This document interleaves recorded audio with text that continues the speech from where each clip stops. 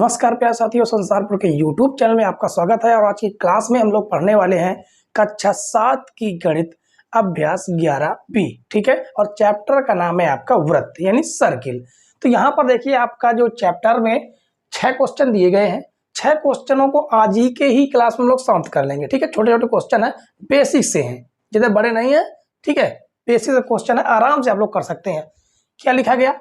अर्धवृत्त का अंश माप कितना है, यानी अर्धवृत्त पर जो कोण बनेगा वो कोण कितना होगा, ये कहा गया है। ठीक है, अब आप समझ सकते हैं कि ये आपका अर्धवृत्त, मान लीजिए ये आपका अर्धवृत्त हो गया। ये आपका क्या हो जाएगा? अर्धवृत्त। अब बताइए यहां पर बनने वाला टोटल कोण कितना हो जाएगा? 180 अंश होगा कि नहीं होगा? बिल्कुल होगा। तो आपका विकल्प कौन सा सही हो जाएगा? तीसरा नंबर। ठीक है, तो बेसिक सी बात है कि आपका तीसरा नंबर राइट है। उसके बाद दूसरा क्वेश्चन देखिए, किसी वृत्त में यदि उसके किसी लघु चाप, लघु मतलब छोटा, लघु चाप 70 अंश है तो उसके दीर्घ चाप का माप ज्ञात कीजिए। अब एक बात आपको पता है, क्या है कि अर्धवृत्त पूरा वृत्त, और इस वृत्त पर टोटल कोण कितना होता है? 360 डिग्री का। ठीक है, अगर ये छोटा वाला चाप, ये लघु चाप है, ये कितना दे दिया गया? 70 अंश। तो ये बचा हुआ ये वाला कितना हो जाएगा? कितने अंश का होगा?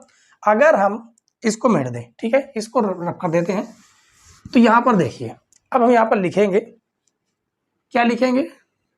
दिया है, दिया है, क्या दिया है?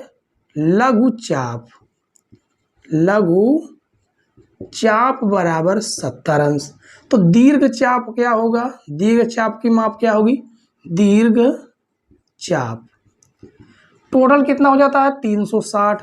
360 डिग्री से अगर हम 70 अंश को घटा देते हैं तो कितना आ जाएगा? 290 डिग्री आएगा कि नहीं आएगा?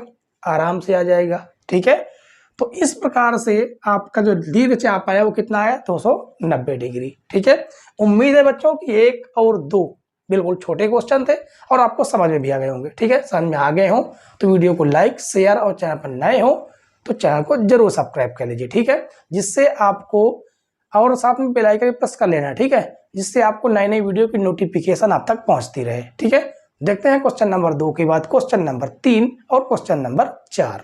आगे क्वेश्चन देखिए बच्चों, क्वेश्चन नंबर 3 और 4। क्वेश्चन नंबर 3 में कहा गया कि किसी वृत्त द्वारा केंद्र पर आंतरित कोण, किसी वृत्त द्वारा केंद्र पर आंतरित कोण तथा उसके द्वारा वृत्त के शेष भाग पर स्थित किसी बिंदु पर आंतरित कोण में क्या संबंध होता है, ये पूछा गया है। ठीक है, तो उत्तर में आपको क्या लिखना है?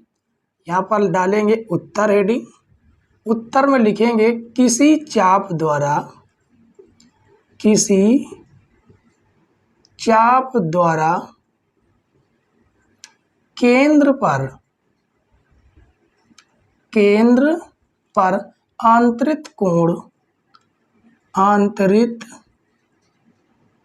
कोण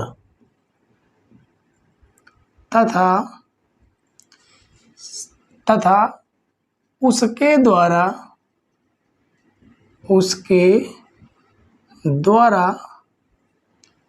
वृत्त के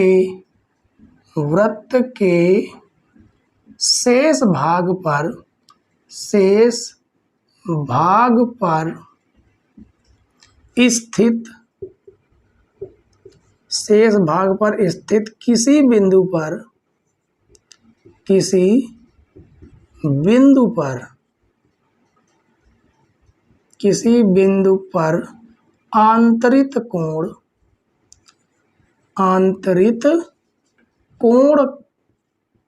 आंतरित कोण का 2 गुना होता है। ठीक, दुगना होता है। इसके कहने का मतलब क्या है? इससे कहने का मतलब आप चौथे क्वेश्चन में समझिए। ठीक है, क्या कहा? किसी चाप द्वारा केंद्र पर आंतरित कोण, कहां पर? केंद्र पर। ये जो आंतरित कोण है ना, उसके द्वारा शेष वृत्त, किसके द्वारा? इन जो बिंदुओं के द्वारा ठीक है। शेष वृत्त के शेष भाग पर किसी बिंदु पर आंतरिक कोण में क्या संबंध होता है? आंतरिक कोण में संबंध ये होता है कि दुगना होता है। कौन? अगर ये आपका 35 है तो ये 70 हो जाएगा। कहने का मतलब ये है, ठीक है। तो लिखेंगे कोण ए पी बी, कोण ए पी बी, यहाँ पर पी होगा, ए पी बी बराबर कितना दे दिया? 35 अंश, ठीक है। ये हमको क्या है? दिया है। यहाँ पर लिखेंगे दिया है। हमसे पूछा क्या गया? ए एक्स बी, यही पूछा गया है। चाप ए एक्स बी का अंश माप, अंश माप यानी कि कोण की माप, ठीक है। तो कोण ए एक्स बी बराबर क्या हो जाएगा? ये जो कोण है ना आपका, ये ए पी एक्स, तो लिखेंगे A P B, sorry A P B, A P B का क्या हो जाएगा? दुगना होगा, ठीक है। यानी 2 गुणे ए पी बी कितना हो जाएगा? 35 है, 35 अंश, तो 35 दूनी 70 अंश हो जाएगा। ये होगा आपका आंसर, ठीक है। तो और उसके बाद क्वेश्चन नंबर 3 और 4 सॉल्व हो गए। बचते हैं 2 क्वेश्चन, उन्हें भी बेहतरीन तरीके से सॉल्व करेंगे। छोटे छोटे क्वेश्चन है बेसिक से, ठीक है। तो देखते हैं क्वेश्चन नंबर कौन सा है। 4 के बाद क्वेश्चन नंबर 5 और क्वेश्चन नंबर 6। क्वेश्चन नंबर 5 और 6 देखिए बच्चों, इसमें कहा गया 5 में कि आकृति 11.18, यानी ये जो आकृति है वो 11.18 है, ठीक है।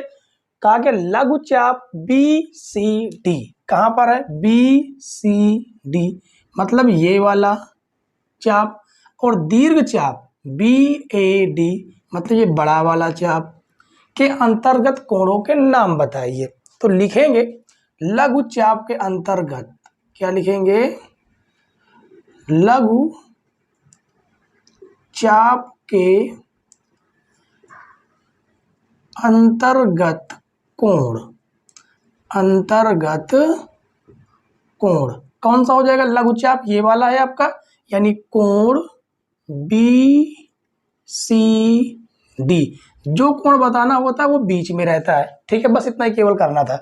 उसके बाद दीर्घ चाप, तो लिखेंगे दीर्घ चाप के अंतर्गत, के अंतर्गत कोण क्या हो जाएगा? कोण B A D, B A D. बस इतना ही करना था, छोटा सा क्वेश्चन था, ठीक है। उसके बाद क्वेश्चन नंबर 6 देखिए। क्वेश्चन नंबर 6 भी जबरदस्त है। इसमें कहा गया आकृति 11.19 में ओ वृत्त का केंद्र है, ये ओ वृत्त का केंद्र है। ए सी बी वृत्त पर 3 बिंदु स्थित है, ए सी बी, तथा ए ओ बी का प्रतिवर्ती कोण 240 है। यानी ए ओ बी का प्रतिवर्ती कोण कितना है? प्रतिवर्ती कोण है 240 है। तो ए सी बी मतलब ये वाला कोण पूछा गया है, ठीक है।